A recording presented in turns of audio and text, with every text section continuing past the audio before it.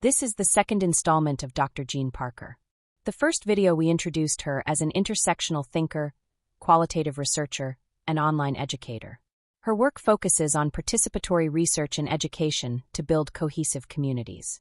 Her doctoral dissertation was on emergency preparedness learning through community radio in North Indian villages. She authored the book, Emergency Preparedness Through Community Cohesion.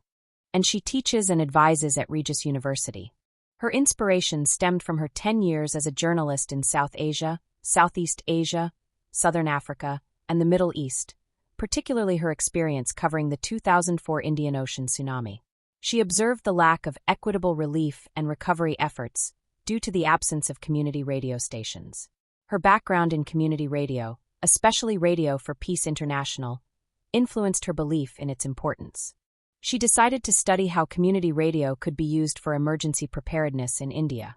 Jean's personal experience as a blind person influenced her research, as she had developed resilience strategies to navigate an inaccessible society.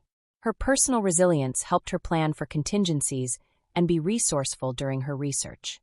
The field research also helped her develop her personal resilience. She learned that things often work out, though not always as intended. Her dissertation focused on emergency preparedness education and community radio in North India. A key finding was the importance of understanding the distribution of power within a community. The research involved producing radio programs on environmental protection and emergency preparedness, created by the community for the community. Community radio stations were managed by trained community members. The community members researched the causes of local calamities. The information shared was sometimes controversial, as it addressed environmental mismanagement and political issues. The credibility of the messenger, local people, was key to the message's acceptance. The information given was sometimes in conflict with local mythological or spiritual beliefs. The radio programs used sound effects and characterization to convey information. We continue the conversation where we left off discussing the power of community radio and the creative ways to address the issues.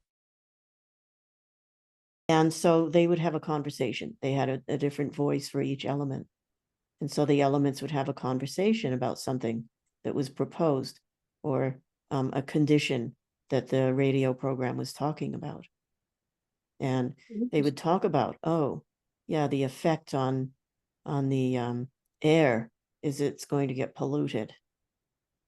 The effect on the water is that the water is going to dry up and go away. That kind of thing. I love that, how they give the elements voice. Yeah, and they had sound effects and everything. It's really interesting. It's really passion. Yeah. Yeah, and so it was very creative, but very effective. Wow. Could you briefly describe the concept of constructive resilience as it applies to community building, and how is it different from traditional approaches? So a lot of times people think the way to make change is to work from inside the system, to try to move pieces in the system or the existing structure, I should say. It might not be a system, but often it is. And that's fine. That has its place. It's appropriate at some times. But constructive resilience is a philosophy that says that there are a lot of structures in society that are not fixable. And so the response should really be to develop something new that becomes so attractive to people that they leave the other system and it dries up and goes away. Because it's irrelevant. It becomes irrelevant. Yeah, I love that. It's kind of like that analogy. If you have, what is it? How's it go? The two wolves, one wolf is fear and one's love or something, and you just keep feeding the love wolf. Yeah. Fear wolf. Eventually it grows bigger than the first thing. Yeah. The first thing just goes away.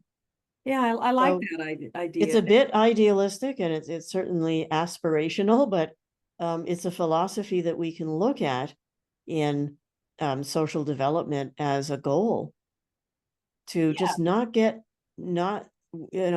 expend our time and effort and money in the existing system, which is so corrupt or ineffective. Yeah, yeah, That instead of complaining about what is, we make start something coming new. up with Yeah. solutions. I Yeah. love it. I love it. It just sounds like a pretty important change in the zeitgeist or a shift or something. Well, it's an evolutionary strategy, and I suppose at some point the new system also gets old and decrepit and has to go away. And so then somebody builds something new to replace that. Hmm. So it's a bit progressive in that way, or evolutionary through time. So it's just it's a way of building resilience without drawing on systems that are so polluted and so unmanageable that you might think that you're getting resilience from them, but actually you're getting kind of corrupt inputs.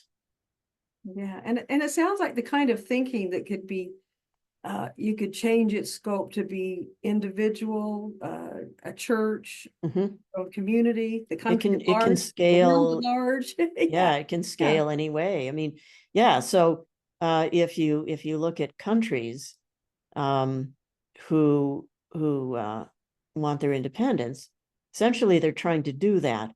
The problem is they've already got corrupt inputs. Oh, that's Yeah, interesting. yeah. The corruption is already there, Hmm.